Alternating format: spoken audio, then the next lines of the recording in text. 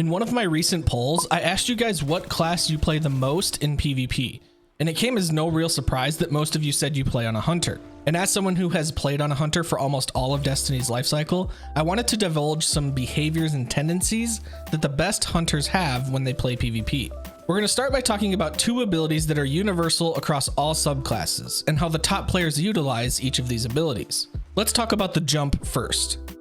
There are three different options to choose from when selecting our jump on a hunter: high jump, strafe jump, and triple jump.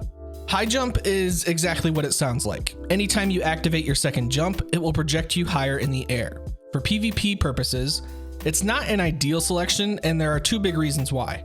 With weapon in-air accuracy being reduced while you are airborne, it makes it harder to intentionally land shots on your targets. So while you may be thinking that you can just jump super high in the air and land all your shots to achieve your optimal time to kill, you're actually adding a negative variable into your engagement, one that's not in your favor. The second reason is that while airborne, you are in an extremely vulnerable position. Not only are you more inaccurate with your own shots, but you're also exposing yourself in a position where there is no cover and where all you can do is wait for yourself to fall back to the ground. I know it seems like an insignificant amount of time in the grand scheme of things, but you'll quickly find yourself getting picked off from across the map, likely from someone that you can't even see on your radar. Another jump option we have is triple jump, which again does exactly what it sounds like it does. It gives us the ability to jump an extra time, totaling 3 jumps.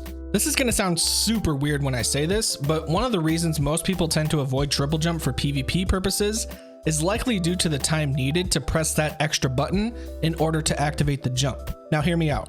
That tiny amount of time and energy you spend not only pressing the button, but even just trying to remember if you even have that extra jump is significant enough to throw off your concentration during an engagement. Now, obviously people can use triple jump super effectively in PvP, but most top tier hunters won't be running triple jump, because with an option like our next one, you are better off using a jump that benefits us in multiple ways. The last option is strafe jump, which does some things that you might not gather right away upon reading the description of this jump. The description reads that upon activating your second jump, you get stronger directional control. What this jump also provides is a slight boost to your directional speed whenever you activate that second jump. So as you can see, not only am I able to significantly alter the trajectory of my jump, but I'm also getting a decent speed boost when I activate that second jump. You can enhance this even further by using the exotic leg armor, Stompies. Stompies have an exotic trait called hydraulic boosters, which enhance your high jump, strafe jump, and triple jump. They also increase your slide distance and sprint speed. With Stompies and strafe jump together, hunters have one of the fastest ways to move around the map. And it's one of the reasons why I think so many people play the class to begin with. It's much easier to manage and master the jumping mechanics on a hunter compared to the warlock glide or the titan skate. Let's move on to the hunter's class ability, the dodge. There are 2 different dodge abilities that we can choose from, and they each have their own unique qualities. The first one is marksman's dodge, which states that we dodge to perform an evasive maneuver with a steady hand, and that dodging automatically reloads the weapon we are wielding. The other dodge ability is gambler's dodge, which states that we dodge to perform a deft tumble, avoiding enemy attacks. Dodging near enemies fully recharges our melee ability. Now there's actually something else that you need to consider before you decide which ability you want to use. What most people tend to focus on is the latter part of the description, the part where it describes reloading your weapon or fully recharging our melee ability. But the first part of each description actually tells you what the animation of your dodge will be, which, believe it or not, kind of matters in PvP. Marksman's dodge does this awkward jump thingy, and Gambler's dodge does a more evasive somersault animation. Now, I went ahead and tested to see if there was any difference in the actual distance each dodge traveled, and what I found was that at most, the difference is about half a meter. Each dodge is able to cover a little over 6 meters, but the Gambler's dodge would consistently edge out Marksman's dodge by about half a meter each time. On top of that, the animation alone is much more effective in PvP, especially for people who use their dodge as more of a get out of jail free card. If you're someone who just can't stand to be inconvenienced by reloading a bunch, then maybe Marksman's dodge is more for you. Ultimately, it is preference, but most top tier players are going with Gambler's dodge because of that extra evasive animation. There's a couple exotics I want to mention alongside us talking about our dodge ability. The 6th Coyote is an exotic chess piece that grants us a second dodge charge. Pretty self-explanatory, but having an extra dodge ability to get out of those sticky situations is always a good thing. The other one is the exotic helmet Mask of Bakris, which turns our dodge ability into a longer range, faster moving shift that partially cloaks us during use. Two things to note about this though. There's that 10-second debuff that occurs before your dodge ability will actually start to regenerate again. This can be a little bit of an inconvenience if you're someone who's used to using their dodge ability every 11 seconds on max cooldown. However, anytime you die while the light shift buff is active, it completely gets reset the moment that you die. As soon as the game registers your death, your dodge ability begins to recharge itself like normal. So for example, if you perform your dodge ability and then die immediately after, the moment you respawn, that debuff is gone and your dodge is charging like normal. Now that's not an endorsement to go out and die after every time you use your dodge, but more of a consolation in knowing that you won't have to wait that extra time just because you died. By the way, if you're enjoying the video so far, clicking the like button helps me out a ton. It pushes the video out to more people. Just look for the thumbs up icon located next to the subscribe button. So as far as which grenades to use, it's entirely dependent upon your build. Are you using exotics that enhance specific grenade options, such as the likes of Shinobu's Vow and skip grenades, or young Ahamkar's Spine and trip mine grenades? As a general rule of thumb, I want my grenades to be able to perform two different functions.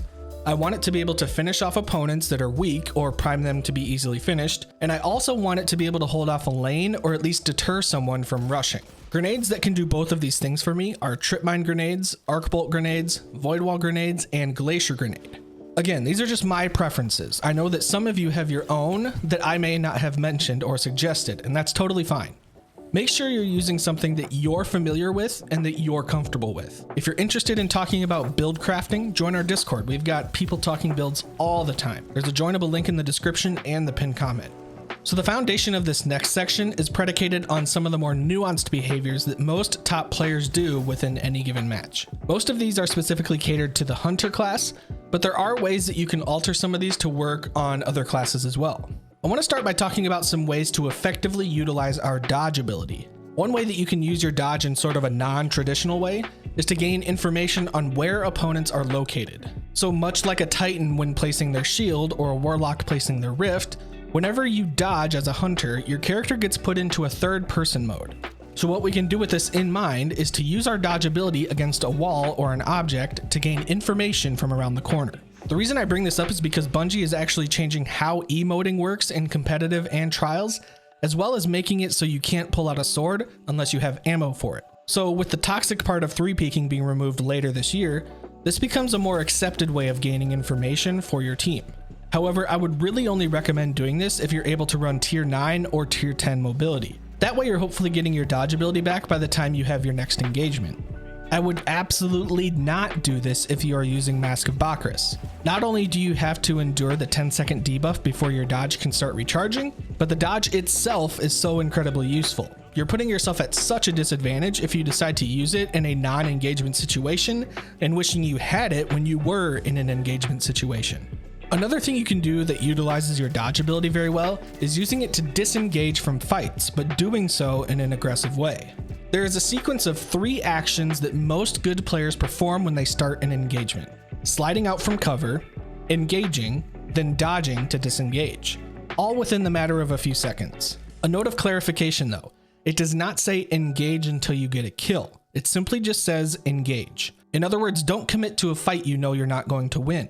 What this sequence of actions is primarily used for is to create an engagement on your terms and ending an engagement on your terms. Again, nowhere in this does it say get kills, slay out, or anything along those lines.